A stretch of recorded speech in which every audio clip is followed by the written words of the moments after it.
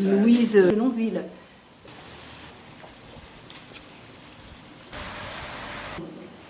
Classé, mais total. Colette Guzowski, bonjour. Vous êtes la présidente de l'association Saint-Pierre-du-Favril, pour la sauvegarde de Saint-Pierre-du-Favril. Vous vouliez nous parler des Journées du patrimoine et de son thème, les grands hommes. Vous avez choisi? Nous avons choisi bien sûr la famille d'Aligre, mais qui, pour la région, pas seulement pour le Favril, mais particulièrement pour le Favril, nous voulions honorer le dernier, le dernier descendant des d'Aligre, qui est rentré de Brunswick, où il était avec son père en émigration, où il est rentré il a reconstitué tout le patrimoine familial des d'Aligre qui avait été vendu à la Révolution, et il a réussi à tout récupérer. Et pour nous, c'est non seulement il a reconstitué le patrimoine de sa famille, mais ça a vraiment été un donateur, et il était généreux, et c'est vraiment un grand homme, c'est l'image même du grand homme. Si l'on devait énumérer tout le bien qu'il a fait, non seulement nous, on a notre petite église du Favril, on a notre bureau de bienfaisance, mais ça c'est rien. Pour nous c'est très gros, mais c'est partout.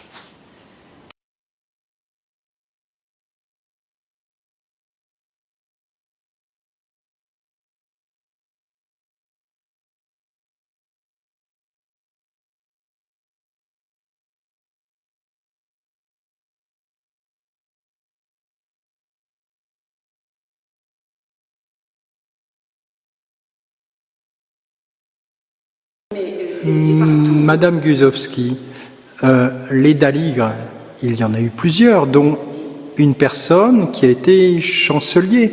Alors, on est un petit peu dans la confusion puisqu'ils portent quasiment tous le même nom.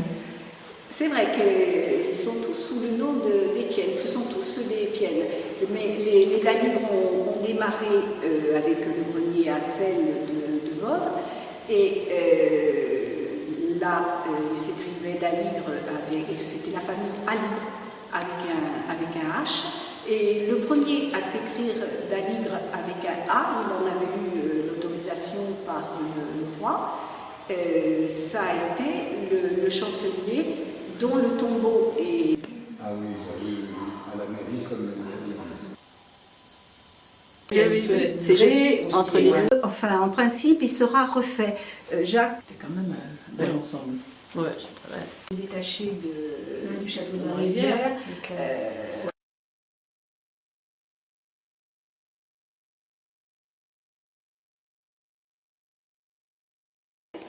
C'était sous Louis XIII. Louis XIII. Sous Louis XIII. Et son épouse est décédée quelques années après. Par contre, contrairement à ce que l'on pensait, ce tombeau ne date pas de l'époque du XVIIe. Il a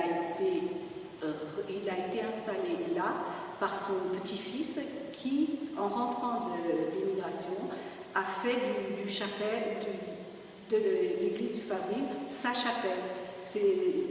On retrouve là ce tombeau, on a l'histoire, puisque l'année dernière, déjà aux Journées du patrimoine, Madame de la Mouraire vous avait fait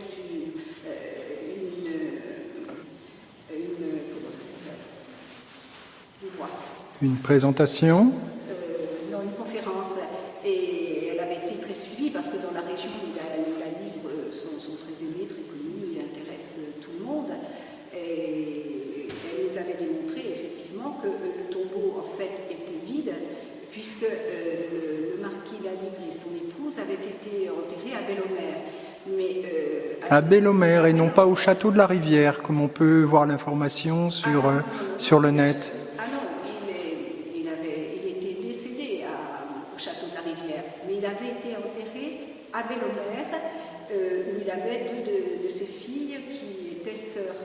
Et par contre, à la Révolution, ça a été saccagé, les cendres ont été jetées, répandues au vent, et il n'y avait plus rien. Donc, c'est pas possible qu'il soit là. Et puis, elle nous a retracé aussi toute l'histoire de cette recherche. Quand il est rentré d'immigration, après la Révolution, beaucoup de statues, étaient répandus un peu dans toute la France. Il y avait un marché, c'était presque un grenier, c'était la brocante. Vous avez à l'Ève tout un statuaire magnifique qui se trouve à droite en rentrant. Il y a encore des statues qui n'ont pas récupéré leur place initiale. Et lui il a cherché, il a retrouvé tout ce qu'il a pu, il l'a ramené et il l'a réinstallé. Vous avez aussi, on sent que les Daligre étaient attachés à la petite église parce que vous avez là la Saint-Évroult et bon, un des fils du marquis Daligre est aumônier à Saint-Évroult, à l'abbaye de Saint-Évroult. Vous avez sur la place une croix avec sur le socle la croix de Malte sur une face, le blason de Daligre sur une autre, et deux des fils Daligre étaient chevaliers de Malte. Vous pouvez nous montrer précisément, on peut aller regarder, vous nous montrez? Monsieur Barretz, bonjour. Vous connaissez l'histoire de ce calvaire qui est lié à l'histoire de la famille Daligre? Je connais le début de l'histoire, je ne connais pas la fin, on va poser un certain nombre de questions. Si vous voulez de l'explication, la première explication elle est ici, tout simplement avec une date qui est écrite, 1663, donc nous pouvons dater très précisément ce calvaire, il date de un peu plus de 350 ans. Ensuite, on peut chercher des signatures, on les trouve très facilement. Sur cette pierre, vous avez ici le blason de la famille Daligre, qui se reconnaît à 3 soleils, avec des petits visages dans chacun des soleils, et des bandes alternées. Quand on est sur le véritable blason, elles sont en couleur alternée. Ensuite, il faut tourner autour du monument. Et quand on tourne autour du monument, sur la face opposée où il y avait le blason, on trouve ici un cercle en relief, et on trouve dessus une croix. Évidemment, les ans ont un peu abîmé la croix, mais on peut distinguer quand même une croix dont les branches sont incurvées. Et là, on reconnaît très facilement un emblème qu'on voit tout le temps depuis le Moyen-Âge, qui est l'emblème de chevalier de Malte. L'ordre de Malte est un ordre qui a été créé à l'époque des croisades. Il a à peu près 9 siècles, il existe toujours d'ailleurs, et c'était des moines hospitaliers. C'était des moines qui étaient à Jérusalem et qui s'occupaient des pèlerins. Ensuite, l'ordre a vécu pendant 900 ans, vous imaginez qu'il a beaucoup changé. Donc on a une double signature. On a d'une part la famille Daligre avec leur blason et le blason de l'ordre de Malte. Et on trouve effectivement dans l'arbre généalogique des Daligre un seigneur Daligre qui s'appelait Jean Daligre et qui a été chevalier de l'ordre de Malte et même responsable d'une commanderie de l'ordre qui se trouvait dans le nord de la France du côté de Provins, si je me souviens bien. À cette époque, il est mort en 1680. Donc avec ça, on peut dater et identifier la personne qui a fait ériger le monument. Le reste est plus compliqué et on va encore se transporter sur l'autre face, puisqu'on a 4 faces sur cette pièce. Ici, on trouve à nouveau un médaillon. Ce médaillon, on peut distinguer une croix chrétienne, bien entendu. On peut distinguer la lettre S à l'envers, la lettre H. Et ici, on peut comprendre qu'il y a eu un J. Et JHS, c'est une façon d'écrire en fonction de l'écriture grecque d'autrefois, d'écrire tout simplement Jésus. Jésus plus une croix, ça veut dire que le monument est chrétien, a été offert au Christ, etc. Là encore, c'est ce qu'on appelle le monogramme du Christ. Le monogramme du Christ, on le trouve très souvent dans très très nombreuses églises. En revanche, il y a une chose qui est un peu confuse, c'est qu'ici, il est à l'envers.